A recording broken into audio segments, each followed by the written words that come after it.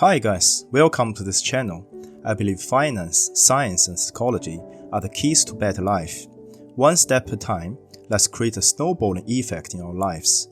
I'll be at your service to research concepts and share them in simple and fun videos. If you found this video helpful, please press the like button and remember to subscribe. It will help me tremendously to grow this channel and keep us going. Also, please leave your comments below if there is any topic that you are interested. This time, we are shifting our interests to psychology, asking the question, how could we become a happier person in this turbulent life? I believe many people will be like me, questioning what the purpose of life is, and how could we live happier, especially after 2 years of COVID, which is likely to continue. The inspiration comes from a book called The Happiness Hypothesis, written by Jonathan Haidt. As always, I will recommend you read the book yourself, as it included many insightful experiments, and you could support me by clicking on the purchase link below. In this journey together, we will first explore our body and mind. Do you wonder what gives us the ability to think in the way that other animals can't, and prevent us from doing everything by our very desire? But seems our body always wins a long-term battle. What actually going on there? Then in the second video, we'll be looking into its real-world application, how it could benefit us, and what is holding our society together and keep it functioning in order. Lastly, how adversity could benefit us. With the knowledge of our body and mind, we will explore the formula of happiness in the last video, and how could we maximize our happiness level. Shakespeare once said, "There is nothing either good or bad, but thinking makes it so." Also, Buddha once said, "Our life is the creation of our mind." The table of content of this video. We need to understand the mind is divided into parts that sometimes conflict. Human thinking depends on metaphor. We understand new or complex things in relation to things we already know. The mind is divided into 3 parts: the ego, which is conscious, rational self, the superego, which is conscience, commitment to society, and the ID, which is the desire for pleasure, loss of it, sooner rather than later. Visualize the elephant and rider. The mind works as an elephant, in which the driver, the ego, struggles to control a hungry, lustful, and disobedient elephant, while the driver's father, the superego, sits in the back seat, lecturing the driver. We will cover the 4 ways our mind is divided.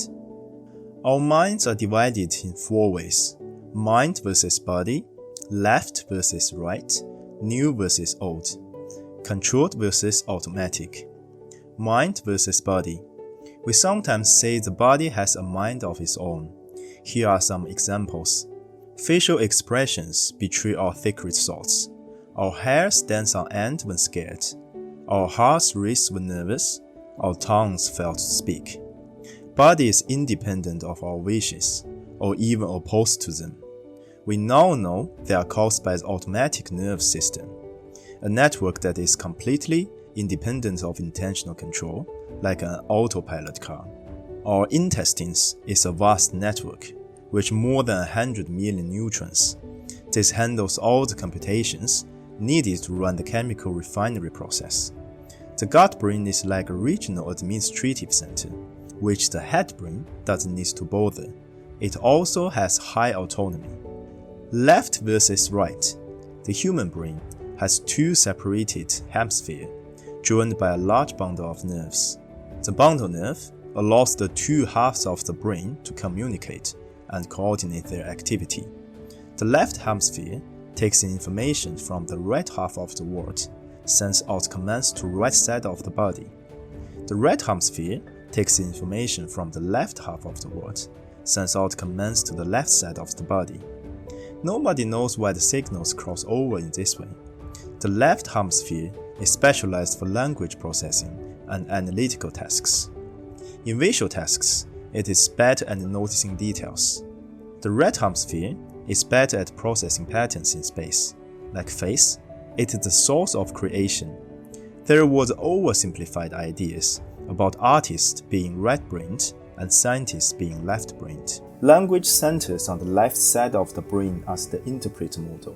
The interpreter model is good at making up explanations, but not at knowing that it has done so. If a walk signal is sent to the right hemisphere, the person may stand up and walk. When asked why, he might say, "I'm going to get a Coke." New versus old. The brain is composed of 3 rooms: a hindbrain connected to the spine column, a midbrain, and a forebrain connect to the sensory organs at the front of the animal. Over time, the brain kept building out on the front, away from the spinal column, expanding the forebrain more than any other part. The old brain composed of brainstem, including medulla, responsible for beating heart, breathing of lungs, pons, responsible for sleep, relaying information, and cerebellum, responsible for non-verbal learning, perception of time, and voluntary movements. The forebrain of the earliest mammals developed a new outer shell. It is sometimes referred to as the limbic system, from Latin, means border or margin, because they wrap around the rest of the old brain, forming a border.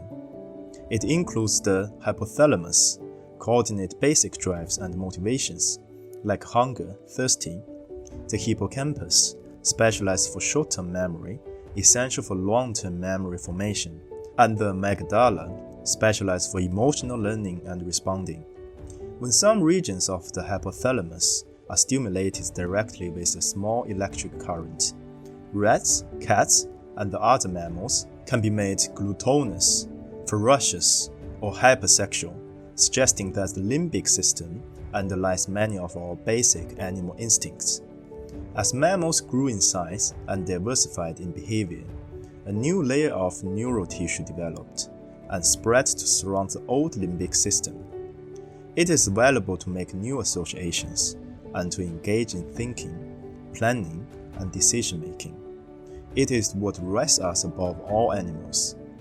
The frontal cortex plays an important role in suppressing or inhibiting behavioral impulses, and it enabled a great expansion of emotionality in humans. A little story here: a schoolteacher in his 40s had fairly suddenly began to visit prostitutes, surf child porn websites.